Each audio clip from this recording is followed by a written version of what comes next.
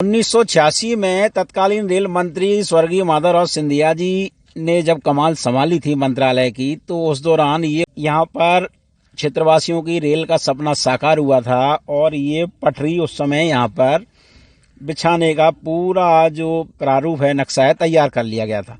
उसके बाद 1991 आते आते यहाँ पर रेल लाइन चालू होने लगी और जब मुश्किल से वो शिवपुरी और खजूरी तक ट्रेन जाती थी। अब विस्तार के बाद बिजली की लाइन बिछा दी गई है और ट्रेनों का आवागमन बदस्तूर जारी है। मगर यहाँ पर ये देखिए कि जब रेलवे स्टेशन यहाँ पर चालू हुआ था तो यहाँ पर एक भव्य इमारत हुआ करती थी रेलवे स्टेशन की। वो तस्वीर के माध्यम से भी मैं आपको दिखाऊंगा। मगर आज यहाँ पर कुछ भी नहीं है, पूरा मैदान साफ है। कोरोना काल के समय यहाँ का स्टेशन चोरी हो गया है। जी हाँ, मैं सही कह रहा हूँ, यहाँ का स्टेशन चोरी हो गया है, क्योंकि इतनी भव्य इमारत को आखिर थी तो कहाँ चली गई।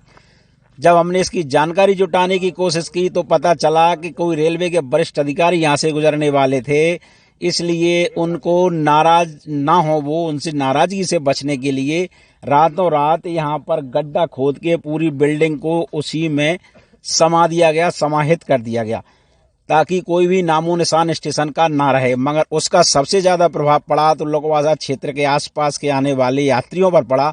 उनको भारी समस्याओं का यहाँ पर सामना करना पड़ रहा है। कुछ यात्री हमारे साथ मौजूद हैं, यहाँ पर जो टिकट कलेक्ट करते हैं वो भी हमारे साथ मौजूद हैं, उनसे भी बात करेंगे। चलिए पहले यात्रियों से बात करते हैं। क्या नाम है आपका? मेरा नाम पंकज परियार है। कहाँ रहते हैं?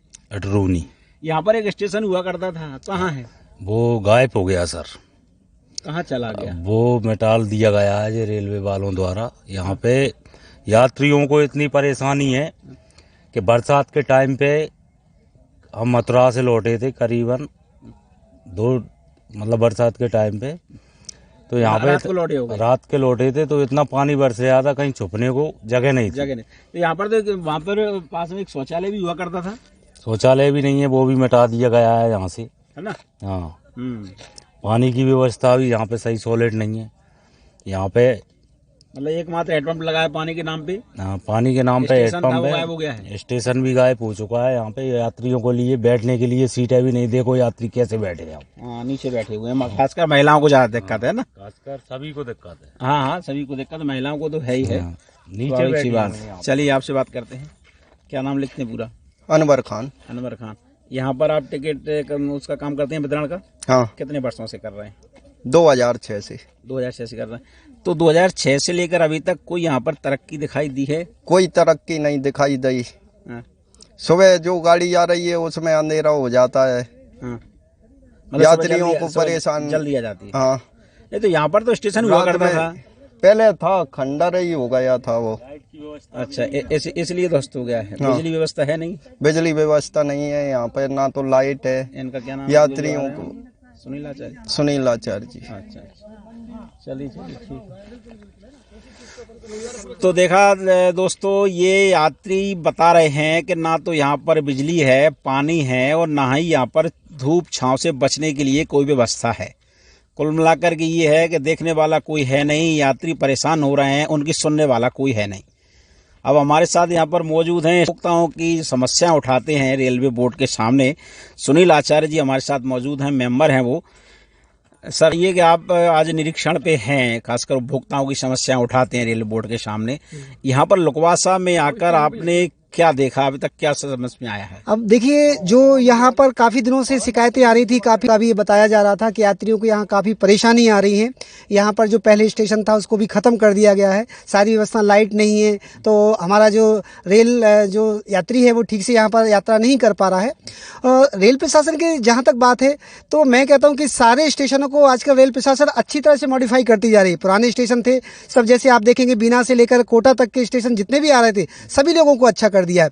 और इसी संदर्भ में मेरी डीएन साहब से बात भी हुई है वहाँ पर, और पूरी चर्चा हो गई है कि जो डिसमेंटल कर दिया गया है उसको अगले महीने या दूसरे महीने तक इसको स्वीकृत हो गया है, काम करवा दिया गया है, और अगले महीने तक आगे तक ये काम शुरू हो जाएगा यहाँ। तो रेलवे के जो भी इनके लोगों के लिए यहाँ सुविधाएं होना शुरू हो जाएंगी। मतलब दोबारा से ये स्टेशन बनने वाला बिल्कुल है? बनने वाला है सर, ये बिल्कुल है ना। अच्छा, केवल स्टेशन के मामले में ही आपने अपनी बात रखी थी? यहाँ पर बिजली की समस्या है, लोगों को यहाँ पे ये कुर्सियां वगैरह भी नहीं है, आवागमन की भी समस्या है, और आपने अभी देखा होगा कि रेलवे की पुलिया की क्रॉसिंग कितनी भारी समस्या है। अभी जैसे सभी लोगों ने मुझे बताया कि जो पुलिया है और पुलिया में भी बहुत बड़ी परेशानी है, कई वारदात बड़ी बड़ी वहाँ घटनाएं घट चुकी हैं और मैंने वास्तव में देखा कि कीचड़ है। लेकिन जैसे रेलवे से मैंने बात की तो उन्होंने बताया कि ये वाटरवे पानी का रास्ता है। चूंकि पानी का रास्ता होने के नाते दोनों साइड प्रधानमंत्री योजना के अंतर्गत जो रोडें लग रही हैं वो कुछ ऐसा इंगित कर रही हैं कि ये क्यों बना, या तो ये गड़बड़ है या फिर वो गड़बड़ है। तो इस संदर्भ में मैं रेल प्रशासन से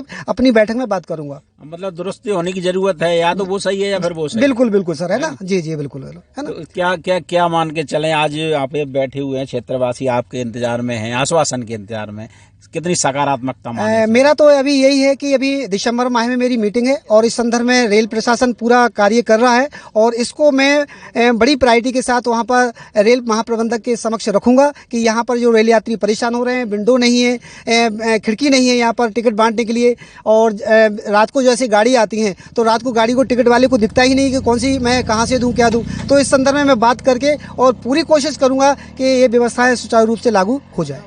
दोस्तों, ये थे सुनील आचार्य जी, रेलवे उपभोक्ता सलाहकार समिति में ये मेंबर हैं, और उन्होंने यहाँ पर मौके पर आकर के देखा है कि आखिर यहाँ पर उपभोक्ता जो परेशान हो रहे हैं वो वाकई में बड़ा ही एक चौंकाने वाला विषय है, जबकि पूरे भारत में रेलवे को इनॉग्रेशन करने की बात की जा रही है।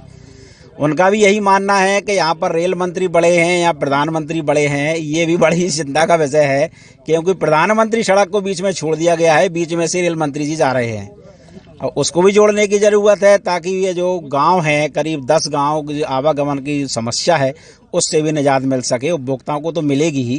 तो हम आशा करते हैं कि आने वाले समय में रेलवे बोर्ड इस ओर जरूर ध्यान देगा